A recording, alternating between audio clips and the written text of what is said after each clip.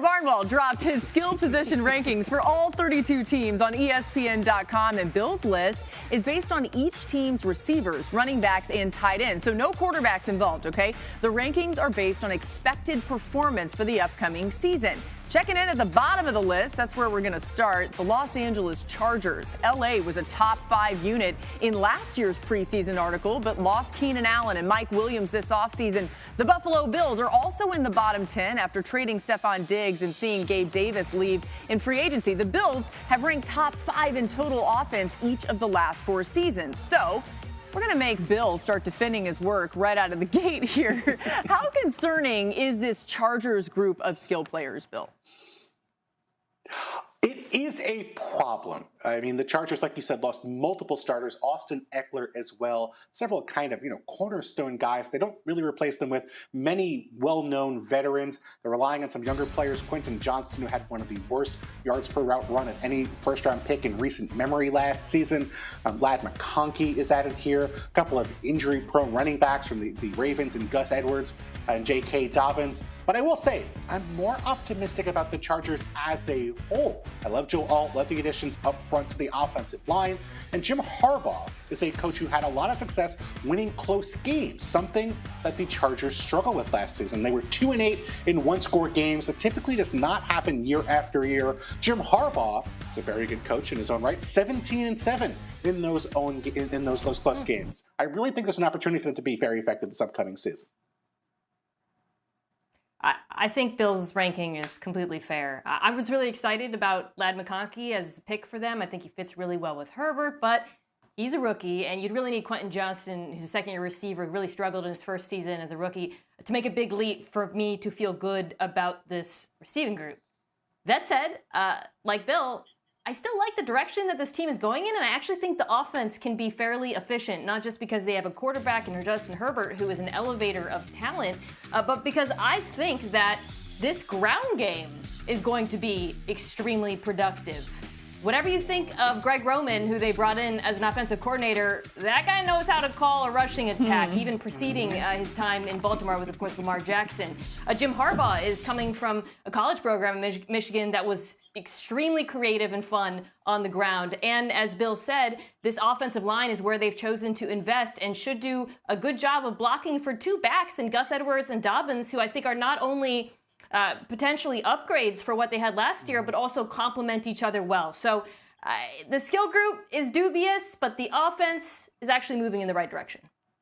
Bill, I think you misspoke. You said the Chargers struggled in close games last year. You meant their entire franchise history going back about 50 years. Wow. For me, there's a stat that blows my mind, which is that Justin Herbert attempts more passes per game than any human in NFL history. That's bad.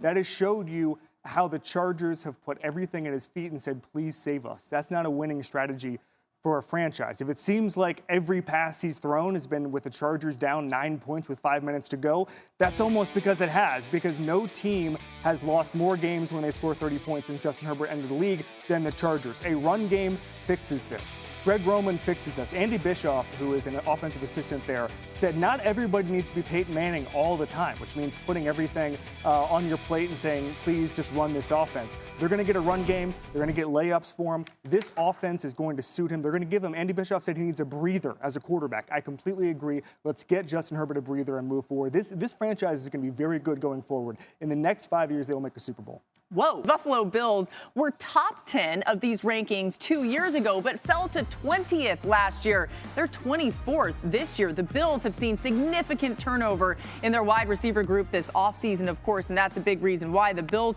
returned 47% of its receiving yards from last year. That's the second lowest rate, ahead of only the Chargers, who we just talked about. Bill, why does this new group of skill players concern you there in Buffalo?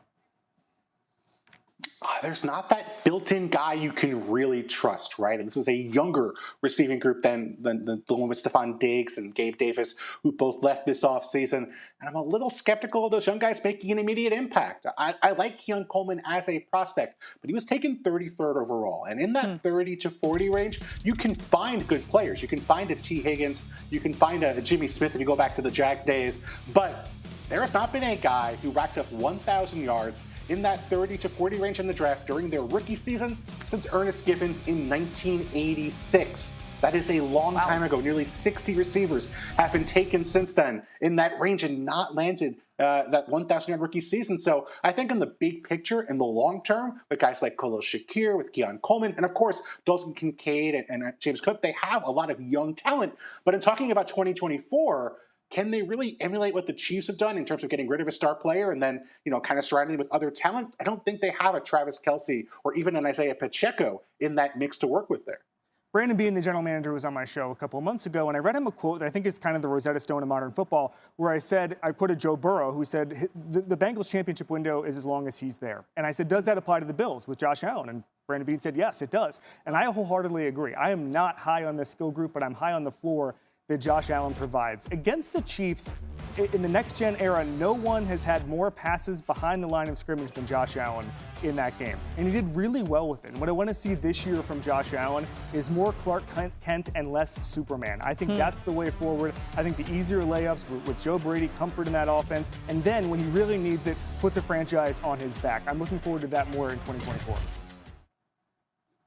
So later in the show, we're going to talk about the Green Bay Packers. And when I think about the Bills this year and the best case scenario for them, I think about the Packers, where there was no clear number one wide receiver. And we'll see what happens with Stephon Diggs' departure, but I suspect it'll be similar. Instead, you have a number of young players, young skill players with complementary skill sets who are good. Maybe not great, but good. And I really think that's on the table in Buffalo, especially given the fact that, as Kevin just said, you have a quarterback who elevates everyone around him.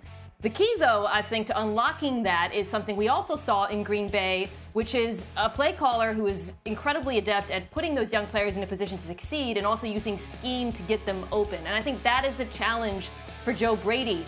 Is your best personnel grouping two tight ends? Can you use more play action and RPOs? That's what I'm going to be curious to see early on because, while the group of young skill players is exciting, they're going to need his help in addition to Josh Allen's. Yeah, Joe Brady, one of the more exciting young offensive minds in the game, but I see your point there, Mina, about some of the challenges. All right, by the way, the Bills do return all their other starters on offense except center Mitch Morse, which I think is important there too. For teams at the bottom of the list, things can change very quickly. Don't worry. The worst group on the Bills list at this time last year, not the Bills, Bill Barnwell's list, the Houston Texans, who went on to improve from 30th in scoring offense to 13th behind C.J. Stroud, and a group of breakout pass catchers. Look at this turnaround. The Packers were also in the bottom 5 of this list last year, and like the Texans, they also won a playoff game. How about the best groups in the league? Let's end on a high note here. The 49ers repeat as the top team on this list. The NFC champs return their top 5 leading rushers and receivers from last season. And rounding out the top 5 are the Minnesota Vikings, who have a quarterback competition between Sam Darnold and first-round rookie J.J. McCarthy. So whoever wins that QB competition will have a loaded supporting cast to work with. Justin Jefferson headlines the group, with Jordan Addison entering year 2 after leading all rookie wideouts with 10 touchdown catches last year.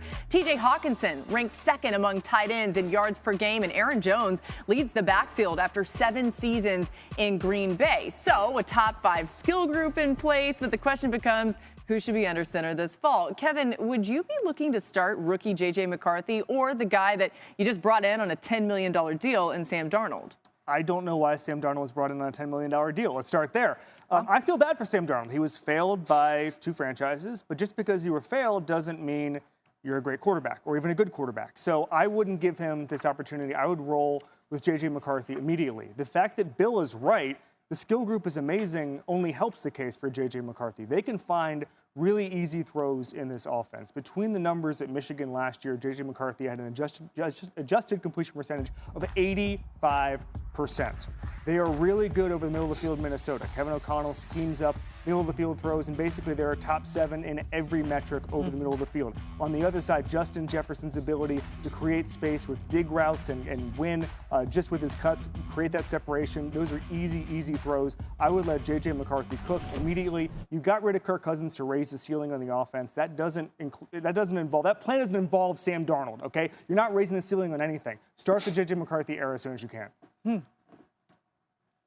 I would actually let this one play out over the summer, see if J.J. McCarthy looks ready.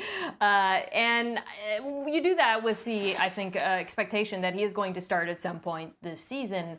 And when he does start, while this group of skill players is excellent, the group of wide receivers, tight end, T.J. Hawkinson, I think Bill's ranking of them at 5 was correct.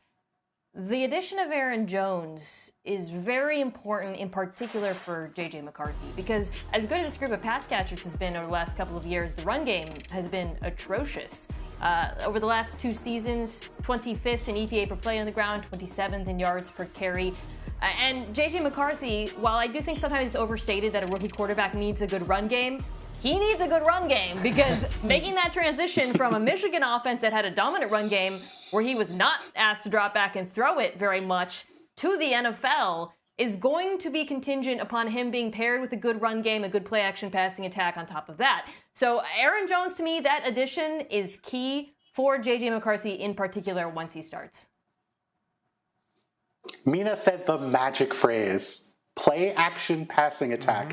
It is the cheat code for young quarterbacks to make their lives easier, and it is particularly important for J.J. McCarthy because that's where he excelled at Michigan. Over the last 2 seasons, the #1 quarterback in the entire country in QBR on play action passes was, yes, J.J. McCarthy, who was over 90 of QBR last couple of years at Michigan. Still good without play action, 19th in the country over the past 2 seasons. But we know play action makes every quarterback's life better. About 11 points of QBR difference between quarterbacks in the NFL who used play action last year and did not use play action. So if the Vikings can get Aaron Jones going, all the reason to build more play action into the offense and make J.J. McCarthy's life just that tiny bit easier as he starts his career. Bill, if they do decide to start Sam Darnold early in the season especially, what do you think the reason would be? Maybe to protect J.J. McCarthy against what could be a very difficult slate of opponents to start the season. 5 of their first 7 games are against playoff teams from last season. So you have to figure, you don't want to get J.J. McCarthy out there against very tough competition. Maybe find that bye week. Maybe get him to the midseason where you can have the offense working together.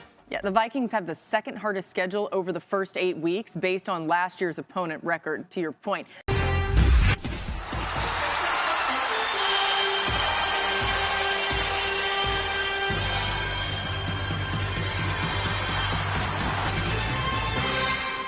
As an avid Eagles fan, analyzing the significance of Nakobe Dean's role for the 2024 season is a thrilling exercise. Dean, a third-year linebacker with a decorated college career at Georgia, has the potential to become a linchpin in our defense. His journey from college standout to professional linebacker has been marked by promise, and the upcoming season presents a crucial opportunity for him to establish himself as a key player. 2023 recap. 1. Limited appearances, high impact. Despite playing only 5 games last season due to a foot injury, Dean demonstrated his potential with 30 total tackles and 0.5 sacks. These stats, while modest, underscore his ability to make significant contributions when healthy. His performance against formidable opponents like the Dallas Cowboys and Washington Commanders showcased his tackling prowess and defensive awareness. 2. Injury challenges. Dean's injury woes have been a setback, but they also highlight his resilience. Missing the final 7 games of the 2023 season was a blow, yet it provided him with the motivation to come back stronger. His rehabilitation and recovery process over the off-season will be crucial in determining his readiness for 2024. 2024 outlook. 1. Rising expectations. Entering his 3rd year, Nakobe Dean faces rising expectations. With a cap hit of $1,419,448, the Eagles are looking for him to deliver on his potential. His growth and development will be essential for solidifying the linebacker core, especially in a system that demands versatility and playmaking ability. 2. Competition for starting role. Dean will compete with Devin White, Zach Bond, and rookie Jeremiah Trotter Jr. for a starting spot. This competition will bring out the best in him, pushing him to elevate his game. Fangio's defensive scheme, which allows linebackers to roam and make plays, is an ideal fit for Dean's skill set. 3. three-down linebacker potential. The biggest question surrounding Dean is whether he can become a reliable three-down linebacker. His ability to stay on the field in all situations will be a testament to his endurance, versatility, and football IQ. If he can prove his mettle in coverage, run defense, and pass rush, he will solidify his role as a cornerstone of the Eagles' defense. Strengths and contributions. 1. Leadership and intangibles. Dean's leadership qualities were evident during his college career at Georgia, where he was a vocal leader and a guiding force for the defense. Bringing that same leadership to the Eagles will be invaluable, particularly for a unit that thrives on communication and cohesion. 2. Football instincts. Dean's football instincts are among his greatest assets. His ability to read plays, anticipate movements, and position himself advantageously makes him a disruptive force on the field. These instincts, combined with his athleticism, allow him to make plays that change the momentum of the game. 3. Tackling efficiency. Dean's tackling efficiency is crucial for a defense that aims to minimize yards after contact. His technique, strength, and determination ensure that ball carriers are brought down effectively. This reliability in tackling is a cornerstone for any successful defense. Fan perspective. As fans, we are eager to see Dean take the next step in his career. His journey has been one of perseverance and potential, and 2024 could be the year he truly breaks out. Watching him compete, overcome challenges, and potentially anchor our defense is a storyline that excites us all. We have seen flashes of brilliance, and now we are ready for a full season of impact plays from Nakobe Dean. Conclusion. Nakobe Dean's importance to the Eagles in 2024 cannot be overstated. His ability to rise to the occasion, secure a starting spot, and become a three-down linebacker will be pivotal for our defensive success. As he enters his third year, the stage is set for Dean to become a fan favorite and a key contributor to our team's ambitions. Fly, Eagles, fly.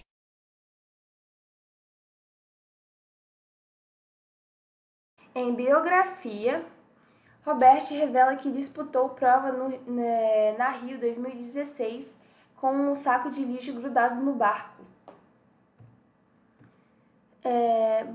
A vida de um dos grandes nomes do esporte brasileiro agora está eternizada, em 369 páginas de uma obra que conta como Robert chegou a 5 medalhas olímpicas, recordista do país ao lado de Torben Grael, também da vela. Lançado em São Paulo em junho, o livro Robert Scheidt, eu acho que assim se fala, não sei. O Amigo do Vento é o nome do livro. Terá noite de autógrafos nesta quarta-feira em Campinas, onde reside o jornalista Rafael de Marco, responsável pela produção do material. Foi uma longa carreira olímpica e achei que era a hora de contar essa história. De contar essa história, perdão. Foram alguns anos de trabalho ao lado do Rafael de Marcos preparando esse material.